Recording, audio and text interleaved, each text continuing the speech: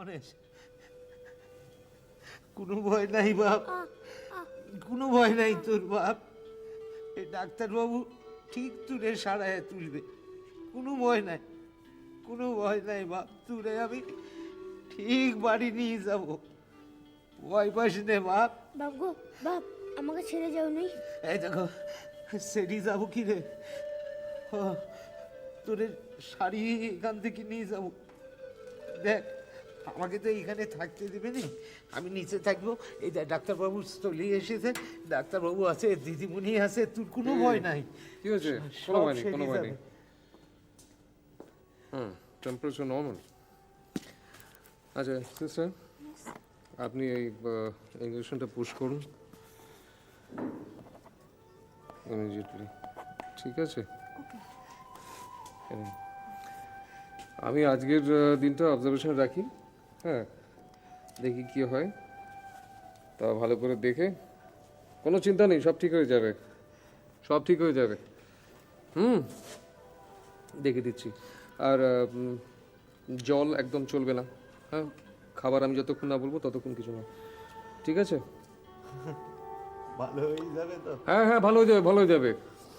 আপনি চলে যান আজকে, কালকে আসুন, এর মধ্যে আমরা দেখে নিই একটুখানি। আচ্ছা, ঠিক আছে, ঠিক আছে। কি কি নাম রে তোর?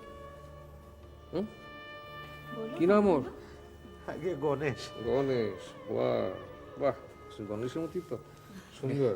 হ্যাঁ, ঠিক আছে, তোমরা যাও, আমি দেখে দেখে বলে দিচ্ছি। আচ্ছা, এসো রাখুন, এসো। চিন্তা নেই, চল এসো। ঠিক আছে, ঠিক আছে, ঠিক আছে, আসি।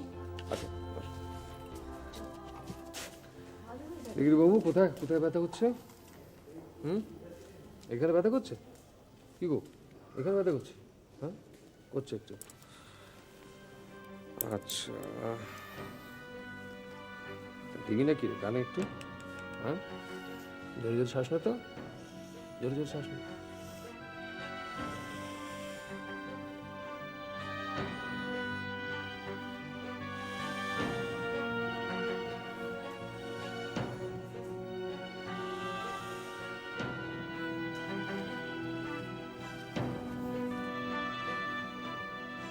ব্যথা?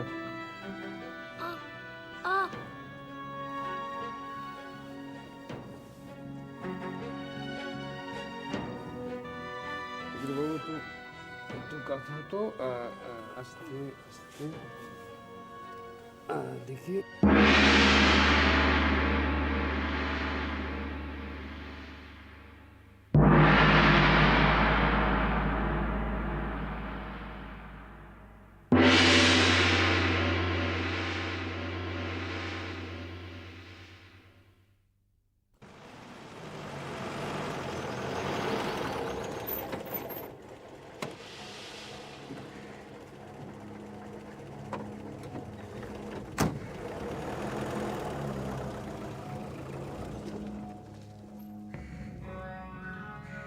অভিজিৎ, আপনি? হ্যাঁ, নিজের চোখে সব দেখতে এলাম। কি ব্যাপার, আমার আসাতে মনে হয় তুমি খুব খুশি হওনি? না না, এ কি বলছেন? আপনি আসবেন আর আমি খুশি হব না? আমি নিশ্চয়ই খুশি হয়েছি। তো বাচ্চারা সব কোথায়? বাচ্চারা তো ছিল এখানে, আছে বোধহয়, সব ঘরে ঢুকে গেছে। সে কি, এটা তো খেলাধুলো করার সময়, বাচ্চারা ঘরে ঢুকে গেছে কেন? না, আসলে ওই গণেশ মান্নার ঘটনাটা ঘটার পর থেকেই সবাই একটু একটু কি? আচ্ছা, গণেশ মান্না হোম থেকে চলে গেছে, দাদা বলা যায় পালিয়ে গেছে অনেক দিন হলো। তো গণেশ মান্না ফিরে এলো কি না এলো, তার সাথে হোমের কি সম্পর্ক? খবরটা শুনে মন্দিরা দিয়ে একটু আপসেট হয়ে পড়েছে। এটা বাড়াবাড়ি হয়ে যাচ্ছে ওর পক্ষে। গণেশ মান্না কেউ চেনে না, কোনোদিন চোখে দেখেনি, ওর জন্য দরদ উঠতে উঠছে। কোথায় গেছে ও? না, তা ঠিক বলতে পারবো না, তবে বোধহয় হাসপাতালে গেছেন। হাসপাতালে? ভাই, গণেশ মান্নাকে দেখতে আমি ঠিক জানি না, আমার ঠিক ধারণা নেই।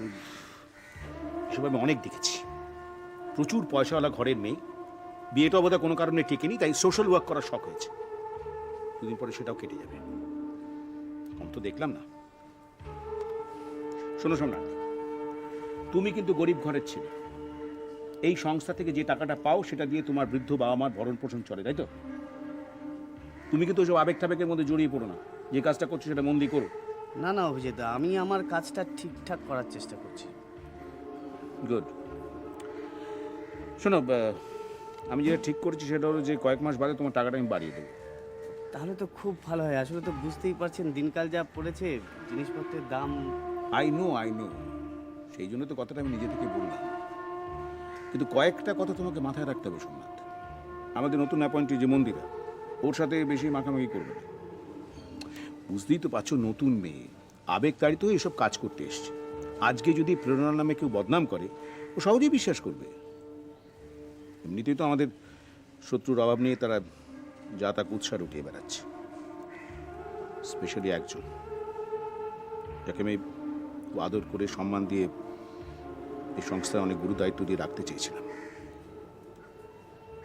আনফর্চুনেটলি এই সংস্থা ছেড়ে গিয়ে ও হোমের নামে যা খুশি তাই বলে বেড়াচ্ছে। বুঝতে পারছো তো কার কথা বলছি আমি?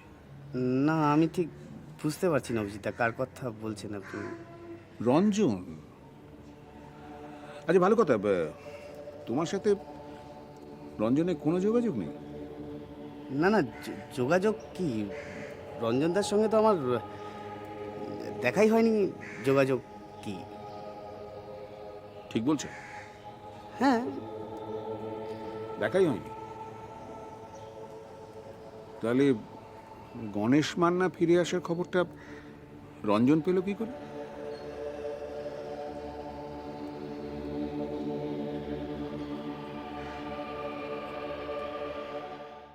গাড়ি?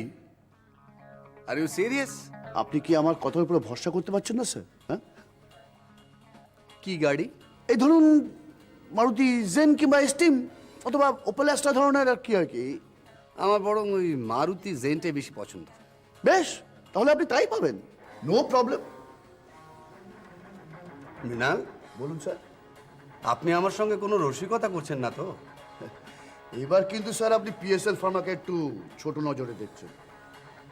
আপনার সঙ্গে অন্য কোন কোম্পানি কি টার্মস মেনটেন করে আমরা জানি না, তবে পিএসএল ফার্মা কিন্তু ডক্টরদের লিস্টে আপনাকে সবার উপরে বসিয়েছে। You are on the top of the list sir. খুব খুশি হলাম।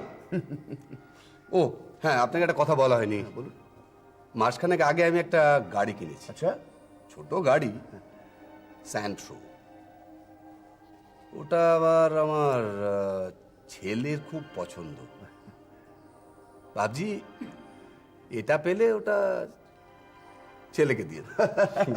আপনি নিশ্চিত থাকুন স্যার, ওটা আপনি পাচ্ছেনই। মাত্র তো দুটো বাকি, ওই দুটো করতে পারলেই আপনার কোটা কমপ্লিট। দুটো তো, হ্যাঁ, কোনো ব্যাপার নয়। দুটো পেসমেকার আমি দিয়ে দেবো। আরে দিয়ে দেবো, দিন 10-15 মধ্যে দিয়ে দেবো। ওকে, আপনি বরং আপনার কোম্পানিকে বলুন গাড়ির অর্ডারটা এক্ষুনি প্লেস করে দিতে। সেসব নিয়ে ভাববেন না, আপনার কোটা কমপ্লিট হলেই দেখবেন স্পন্দন হসপিটাল কমপ্লেক্সে আপনার গাড়িটা এসে দাঁড়াবে। মিসেস রয় নিজে এসে আপনার হাতে গাড়ির চাবি তুলে দেবে। হ্যাঁ হ্যাঁ মিসেস রয়? হ্যাঁ, মিসেস রয় মানে মিসেস সুজাতা রয়, আমাদের নিউলি অ্যাপয়েন্টেড প্রমোশনাল এক্সিকিউটিভ, আমাদের নতুন বস। মৃণাল, আপনার তো এখন কাজে কর্মে উৎসাহ বেড়ে যাবার কথা।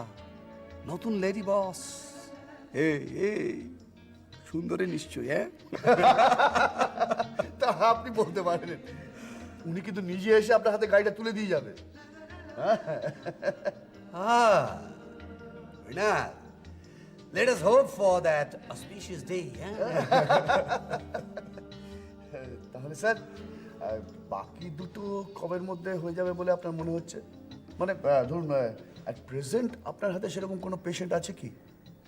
না, সাচ অ্যাট প্রেজেন্ট আমার হাতে এরকম পেশেন্ট নেই। আর আপনি তো জানেন এখন যে সমস্ত পেশেন্ট রয়েছে আমার আন্ডারে সবই তো হাই রেফারেন্স থেকে আসা। ও, ওদের ফোর্স করাটা একটু প্রবলেমেটিক হয়ে যাবে। এই মেয়েরা, চিয়ার আপ, চিয়ার আপ। কি এরম মুখ করে বলে? হয়ে যাবে তো বলেছি। 10 দিন, 15 দিন, ম্যাক্সিমাম 15 দিন, ঠিক আছে? বুঝলে ভট্টাচ, আগামী কয়েক বছরের মধ্যে আপনাদের কোম্পানিগুলো লাল হয়ে যাবে। হ্যাঁ, পেসমেকার বিক্রি করে।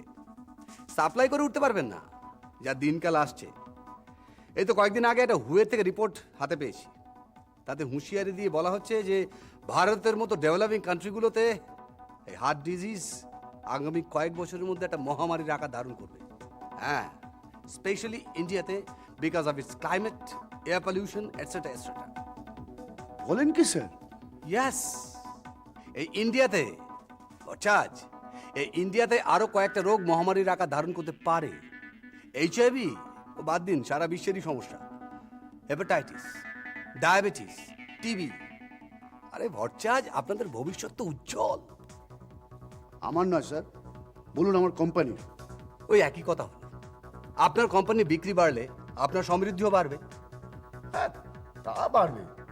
তবে আপনি যা বলছেন তাতে তো দেখা যাচ্ছে একদিন হয়তো আমি আমার নিজের বুকে পেসমেকার বসিয়ে আপনার কাছে পেসমেকার বিক্রি করতে এলাম। হ্যাঁ,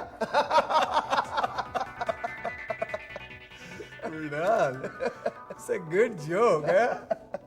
তবে আমার মনে হয় আপনি একাই নন, হয়তো আমাকেও দেখবেন যে ডাক্তার হয়ে নিজের বুকে পেসমেকার লাগিয়ে আমি রোগীদের জন্য পেসমেকার প্রেসক্রাইব করে যাচ্ছি। হ্যাঁ, Well said, well said.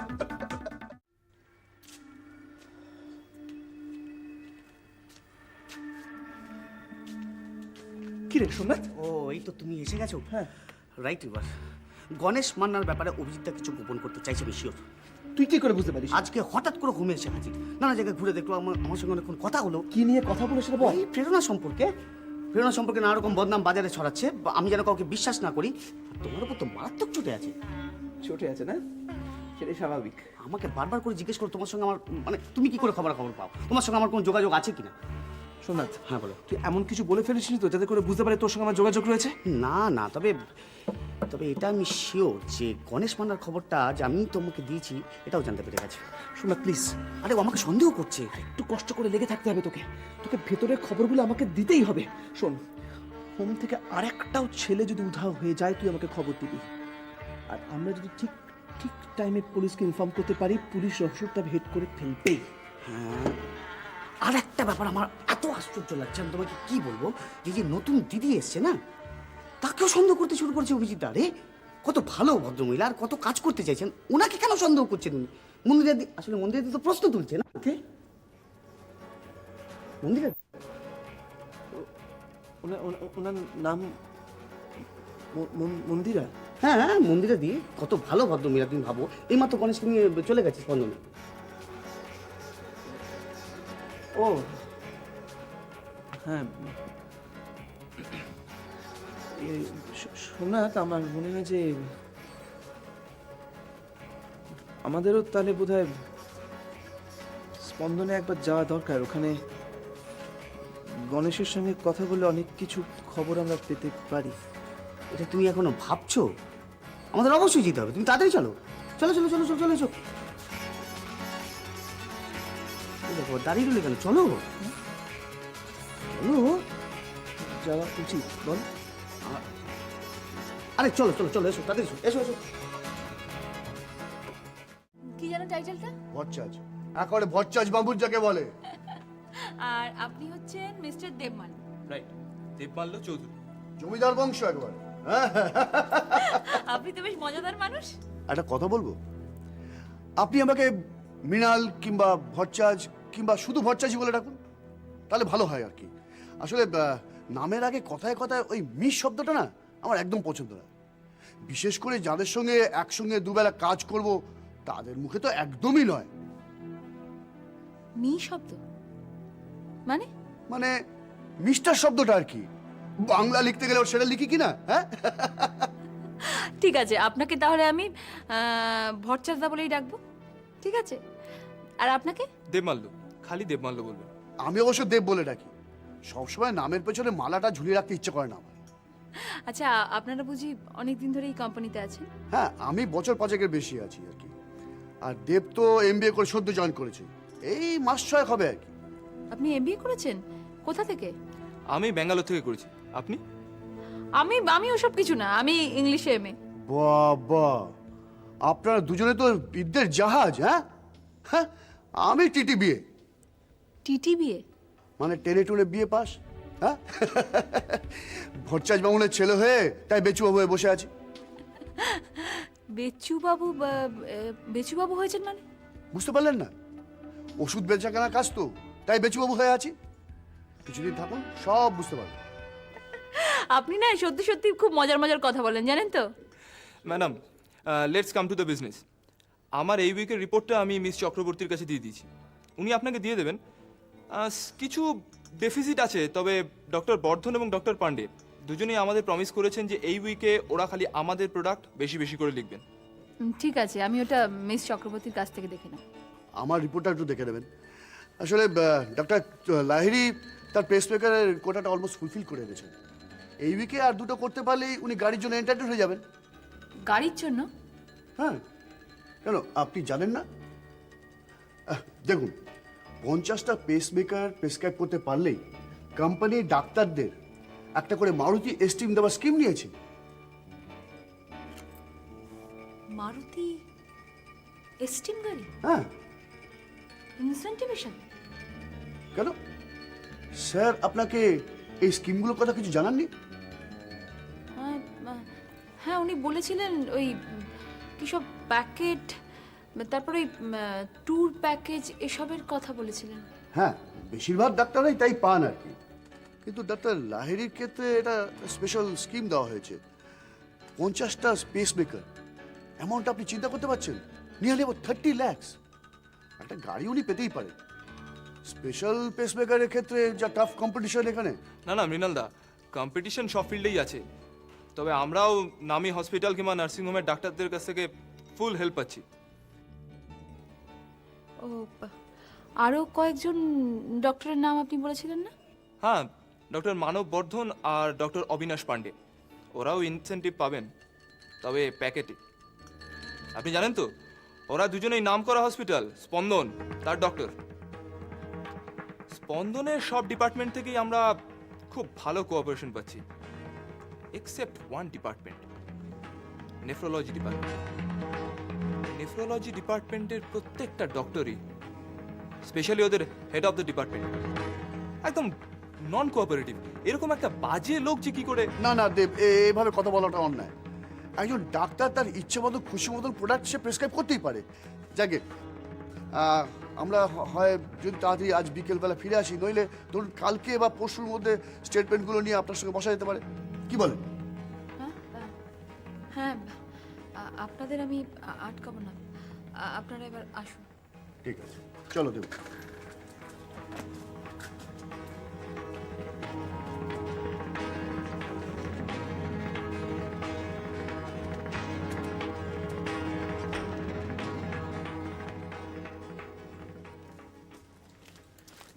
Doctor রায়, আরে রঞ্জনবাবু, বসুন বসুন বসুন। আই সরি, মানে আমি পারমিশন না নিয়ে চলে। ঠিক আছে ঠিক আছে, বসুন বসুন। হ্যাঁ, ও আমার সঙ্গে এসছে, ও সোমনাথ। আচ্ছা আচ্ছা, বসুন। আমরা আসলে একটা দরকারি ব্যাপারে একটু কথা বলতে এলাম, হয়তো ডিস্টার্বই করছি আপনাকে। আচ্ছা, ওই যে গণেশ মান্না বলে যে ছেলেটিকে ভর্তি করা হয়েছে, সেই ব্যাপারে একটু অ্যাডমিশন হয়েছে। হ্যাঁ বলুন, কি জানতে চান? জানতে চাই, মানে মানে ও কন্ডিশনটা কি এক্স্যাক্টলি আমরা জানতে চাই, মানে খুব ইম্পর্টেন্ট এটা আমাদের জানা। আমি এক্ষুনি ওটা বলতে চাইছি না, আপনি কাল আসুন, কালকে আপনাকে বলবো। আচ্ছা বেশ, কালকে সকালে আমরা এসে জেনে যাব কি। আপনি গণেশ মান্নার ব্যাপারে মানে কিভাবে? গণেশ একটা ওই এনজিও হোমে থাকতো, তারপর ওখান থেকে মাস দুয়েক আগে হঠাৎ করে উধাও। শুনেছি, তারপর ওখান থেকে ফিরে এসে অসুস্থ হয়, এটা শুনেছি আমি ওর বাবার কাছ থেকে, যিনি ভর্তি করাতে এনেছিলেন ওকে কাছ থেকে। একটা ব্যাপারে আমি একটু অন্ধকারে, যিনি ওকে ভর্তি করাতে এনেছিলেন তিনি আপনার খুব পরিচিত।